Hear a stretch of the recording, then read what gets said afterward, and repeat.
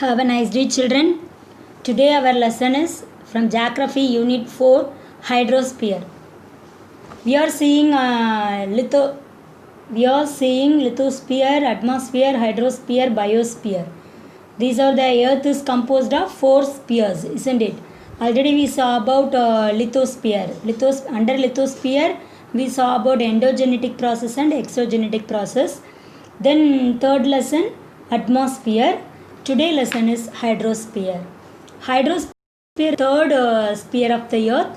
It is a collection of all forms of water. Okay, hydro means water.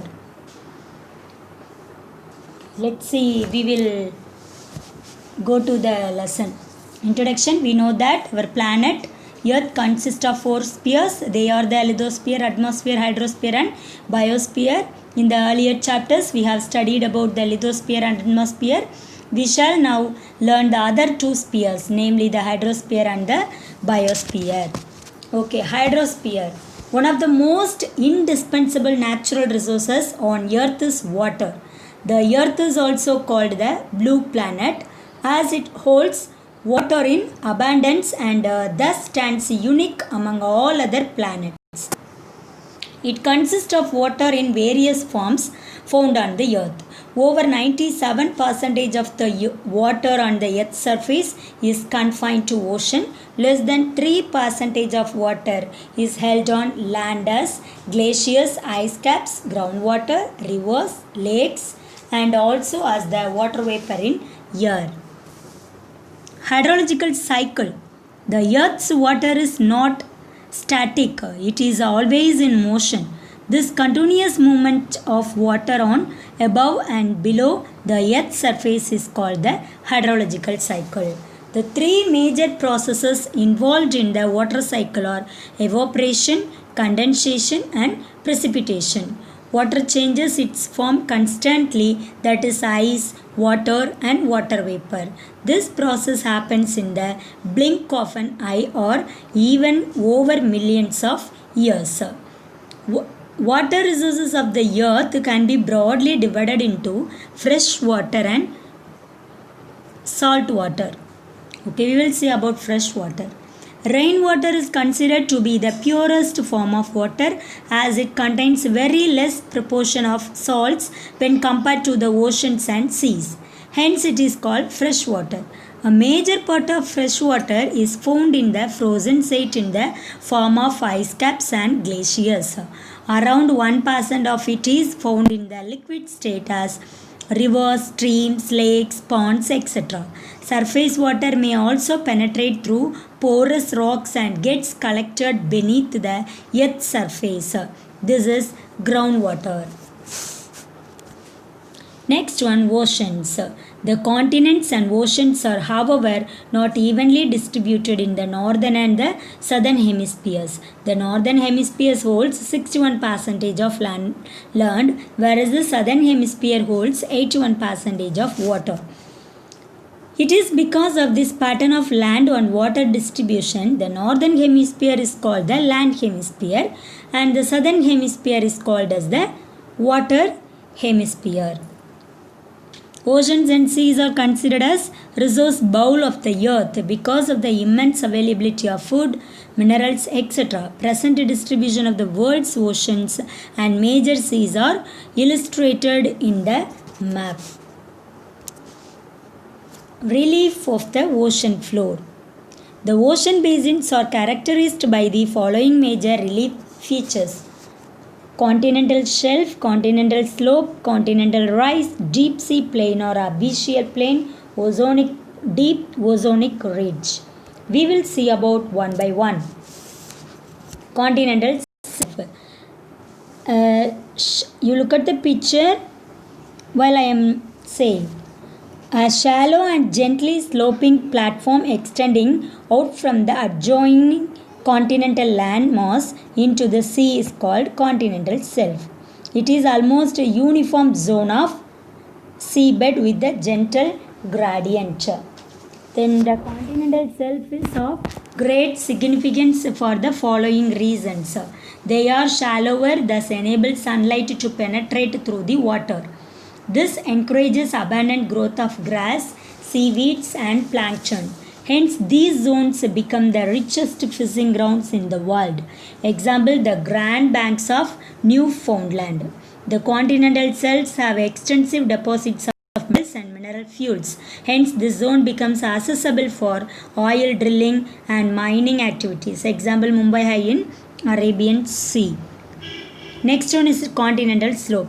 A steep slope which descends from the edge of the continental shelf to the deep ocean bed is called continental slope.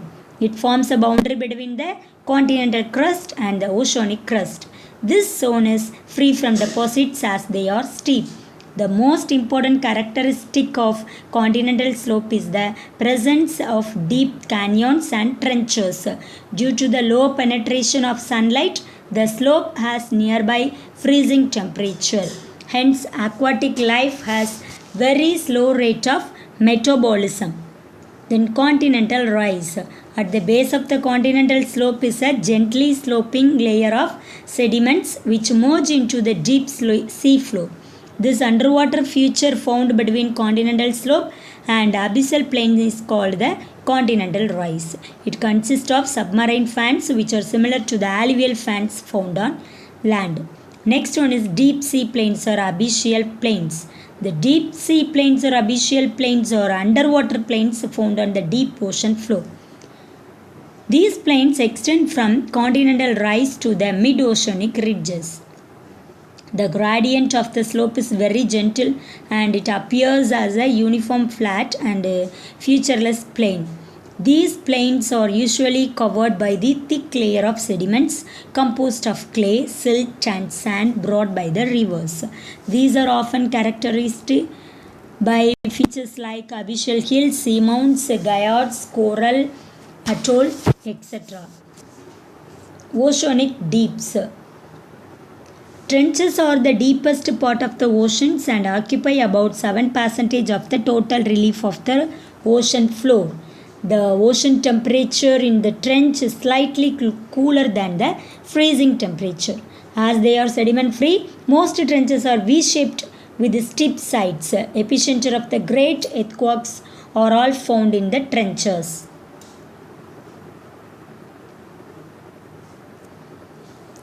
Do you know? Dragon Hole is the deepest known underwater sinkhole in the world. The local fishermen call it the Eye of the South China Sea. Okay, this is Mid-Atlantic Ridge. Oceanic Ridge. Oceanic Ridge is a continuous submarine mountain chain. They are made of young basaltic rock formed when two tectonic plates move apart. The mid-ocean ridge is probably the most extensive single features of the Earth's topography. Two of the most well-known mid-ocean ridges are the Mid-Atlantic Ridge and the East Pacific Ridge. The Mid-Atlantic Ridge is the largest unbroken oceanic ridge. The ocean water. The ocean water is dynamic. Temperature, salinity, density, external forces of the sun, moon, and the winds keep the ocean waters in movement, both horizontally and vertically. Waves and currents are in horizontal motion while tides have vertical motion. First one we will see about waves. Of all the movements of the oceans, sea waves are considered to be the strongest. Sea waves are ripples on water caused when winds blow over the sea. The height of these waves depends on the speed of wind, its duration, and the direction from which they blow. Sometimes waves are also caused by tremors felt on the ocean floor. Such waves are quite destructive and called tsunami. Then tides, the periodic rise and fall of a sea water due to the gravitational pull of the sun and moon on the earth. Tides. They are classified broadly into spring tides and neap tides. When the sun, moon, and earth are aligned in the same line, the collective gravitational pull of the sun and moon on earth's water strengthens to form a high tide, that is known as spring tide. Such tides always occur on full moon and new moon days.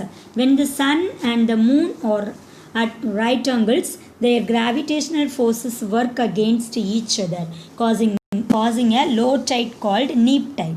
A neap tide occurs between two spring tides, that is twice a month, when the first and last quarter moon appears.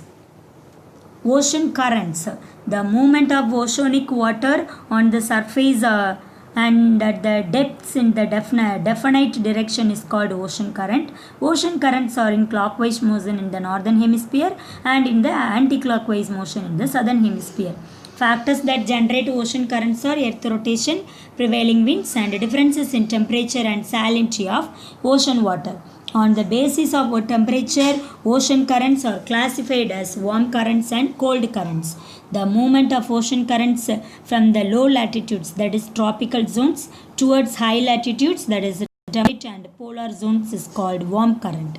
Example, Gulf Stream in Atlantic Ocean, North Equatorial Current in Pacific Ocean. Marine resources. The biotic and abiotic resources found in the oceanic water and at the bottoms are called marine resources. The ocean's resources play a vital role in sustaining the needs of society. A diverse array of marine organisms is used for food, medicine, cosmetics, and a wealth of industrial applications. The world's demand for energy, minerals, and water have become increasingly dependent on non-living marine resources. Marine resources are classified into three: energy resources, mineral resources, and biological resources. Energy resources, for example, energy, fuels, tidal energy, wave energy, etc. Mineral resources, petroleum, natural gas, metallic minerals, sand, gravel, etc. Under biological resources, fishes, plankton, sea, grass, coral, etc. Next one we will see about how conservation of marine resources. Oceans are the lifeblood of planet Earth and mankind. The humankind depends on the marine resources for its survival. They are also essential for the economic prosperity, social well-being, and quality of life. Oceans have extensive deposits of oil reserves. Besides a major fishing ground, it helps in generating non-conventional energy, development of many ports and harbors for trade activities. Coastal tourism also attracts people around the world, thereby contributing to the economy of many countries.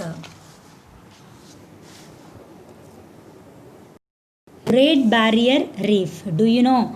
It is the world's largest coral reef system, composed of 2,900 individual reefs and 9,000 islands stretching for about 2,000 kilometers. It covers an area of about 350,000 kilometers. The reef is located in the Coral Sea off the coast of Queensland, Australia.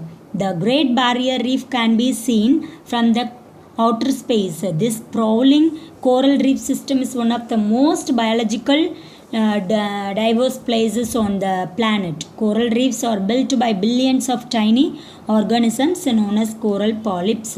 CNN labeled it as one of the 7 natural wonders of the world.